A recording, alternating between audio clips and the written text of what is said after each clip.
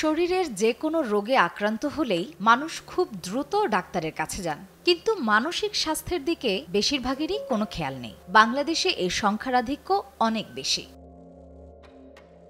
সঠিক কাউন্সেলিং ও চিকিৎসায় পুরোপুরি সুস্থ হওয়া সম্ভব হলেও বেশিরভাগেরই মানসিক স্বাস্থ্যের যত্ন নেওয়ার ব্যাপারে আগ্রহ একেবারে নেই বললেই চলে। জানেন কি মানসিক স্বাস্থ্য ব্যাধি কত ধরনের হতে পারে? উদ্বেগজনিত ব্যাধি, প্যানিক ডিসঅর্ডার, ফোবিয়াস, সাধারণ উদ্বেগজনিত ব্যাধি সহ অন্যান্য। মুড ডিসঅর্ডার যেমন বিষণ্ণতা, বাইপোলার ডিসঅর্ডার। সাইকোটিক ডিসঅর্ডার যেমন সিজোফ্রেনিয়া, বিভ্রান্তিকর ব্যাধি।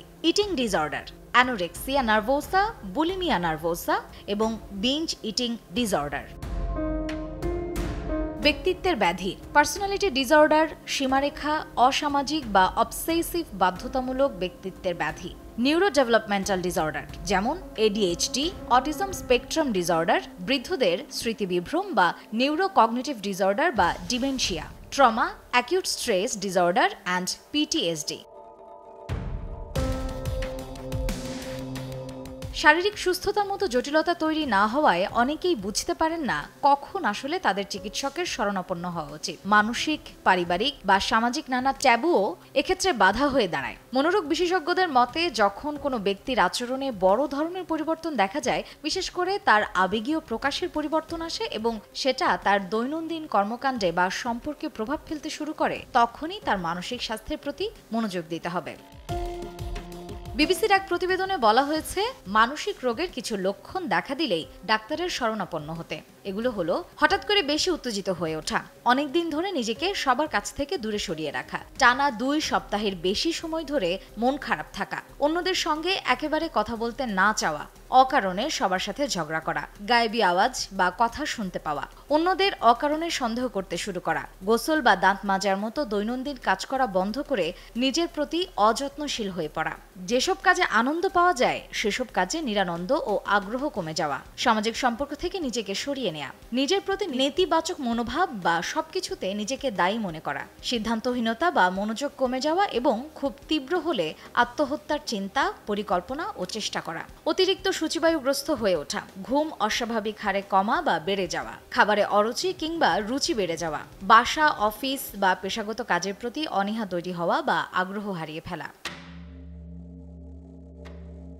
এদিকে অনেকেই বলছেন এই সমস্যাগুলোর মানেই যে তার মানসিক রোগ হবে তা নয়। তাই এসব উপসর্গ বা লক্ষণ দেখা গেলে একজন মানসিক রোগ বিশেষজ্ঞের সঙ্গে কথা বলা উচিত। তাহলে তারা সেটা বিশ্লেষণ করে বুঝতে পারবেন যে এখানে আসলে কোনো ব্যবস্থা নেওয়া উচিত কিনা।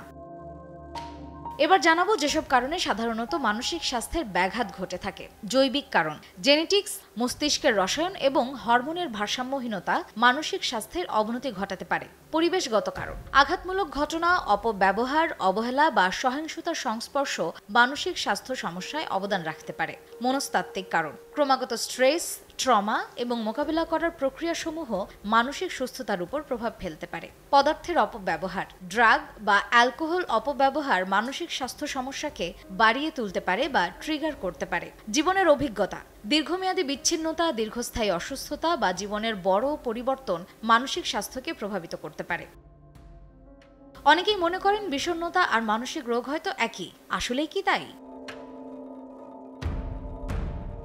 মানসিক রোগ বিশেষজ্ঞরা বলছেন, মানুষের মন যেমন আনন্দিত হয় তেমনি কখনো কখনো খারাপও হতে পারে। কিন্তু মন খারাপ বা বিষণ্ণতা ভাব যদি দীর্ঘদিন ধরে চলতে থাকে, তখন মানসিক স্বাস্থ্যের বিষয়ে নজর দেওয়া যেতে পারে। বিষণ্ণতাকে একটি গুরুত্বপূর্ণ মানসিক স্বাস্থ্য সমস্যা হিসেবে বিবেচনা করা হয়, কারণ শুরুতেই এর প্রতি যথাযথ দৃষ্টি না দিলে এ থেকে গুরুতর সমস্যা তৈরি হতে পারে। বিষণ্ণতা বলতে অনেকে মন খারাপকে বুঝে থাকেন। মানসিক স্বাস্থ্যের যত্ন না নিলে তার প্রভাব শরীরেই পড়ে। তাই শরীরের পাশাপাশি মানসিক স্বাস্থ্যের যত্ন নেওয়ার ব্যাপারে সকলেরই সচেতনতা জরুরি। মার্জিয়া শ্রেয়া, সময় সংবাদ, ঢাকা।